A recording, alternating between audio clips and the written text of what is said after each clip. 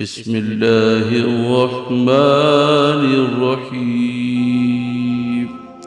حضرت سعد بن ابی وقاص رضی اللہ تعالیٰ عنہ نے 7 افراد لشکر فارس کے بارے میں معلومات اکٹھا کرنے کے لیے بھیجے اور انہیں حکم دیا کہ اگر ممکن ہو سکے تو اس لشکر کے ایک آدمی کو گرفتار کر کے لے آئیں۔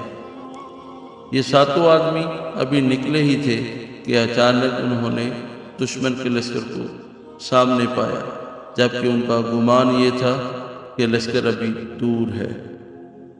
انہوں نے آپس میں مشورہ کر کے واپس پلٹنے کا فیصلہ کیا، مگر ان میں سے ایک آدمی نے امیری لشکر سعد کی جانب سے ذمہ داری لگائی مہم کو سر انجام دیے بغیر واپس لوٹنے سے انکار کر دیا، اور یہ 6 افراد مسلمانوں کے لشکر کی جانب واپس لوٹ آئے، جبکہ ہمارا یہ بطل اپنی مہم کی ادائیگی کے لیے فارسیوں کے لشکر کی جانب تنہا بڑھتا چلا گیا۔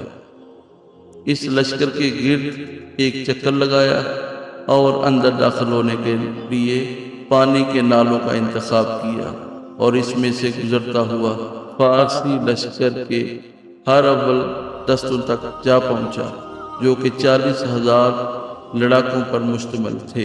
پھر وہاں سے لشکر کے قلب سے گزرتا ہوا ایک سفید خیمے کے سامنے جا پہنچا، جس کے سامنے ایک بہترین گھوڑا کھڑا تھا۔ اس نے جان لیا کہ یہ دشمن کے سپہ سالار رستم کا خیمہ ہے، چنانچہ یہ اپنی جگہ پر انتظار کرتا رہا یہاں تک کہ رات گہری ہو گئی۔ رات کا کافی حصہ گزر جانے پر یہ خیمے کی جانب گیا اور تلوار کے ذریعے خیمے کی رسیوں کو کاٹ ڈالا، جس کی وجہ سے خیمہ رستم اور خیمے میں موجود افراد پر گر پڑا۔ گھوڑے کی رسی کاٹی اور اس پر سوار ہو کر نکل پڑے۔ اس سے ان کا مقصد فارسیوں کی تضحیک اور ان کے دلوں میں روح پیدا کرنا تھا۔ گھوڑا لے کر جب فرار ہوئے تو گھڑ سوار دستے نے ان کا پیچھا کیا۔ جب یہ دستہ قریب آتا تو یہ گھوڑے کو ایڑی لگا دیتا، اور جب دور ہو جاتا تو اپنی رفتار کم کر لیتا تاکہ وہ ان کے ساتھ آ ملے، کیونکہ وہ چاہتے تھے کہ وہ ان میں سے ایک کو دھوکے سے کھینچ کر سعد رضی اللہ تعالیٰ عنہ کے پاس ان کے حکم کے مطابق لے جائیں۔ چنانچہ 3 سواروں کے علاوہ کوئی بھی ان کا پیچھا نہ کر سکا۔ انہوں نے ان میں سے 2 کو قتل کیا اور تیسرے کو گرفتار کر لیا۔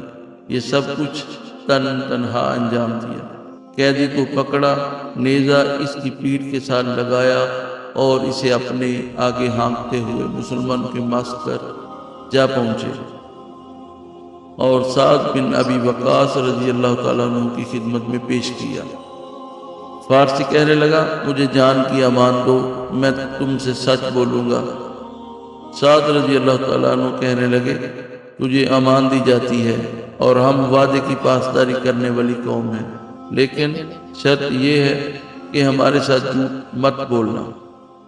پھر سعد رضی اللہ تعالیٰ عنہ نے کہا، ہمیں اپنی فوج کے بارے میں بتاؤ۔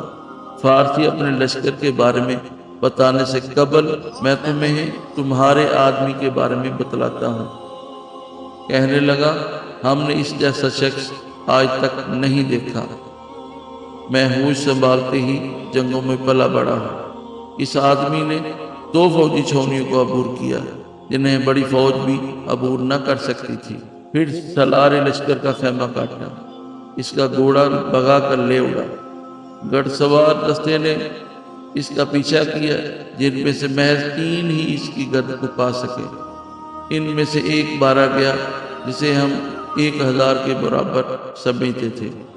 پھر دوسرا مارا گیا جو ہمارے نزدیک 1000 افراد کے برابر تھا، اور دونوں میرے چچا کے بیٹے تھے۔ میں نے اس کا پیچھا جاری رکھا اور ان دونوں مقتولین کے انتقام کی آگ سے میرا سینہ دہک رہا تھا۔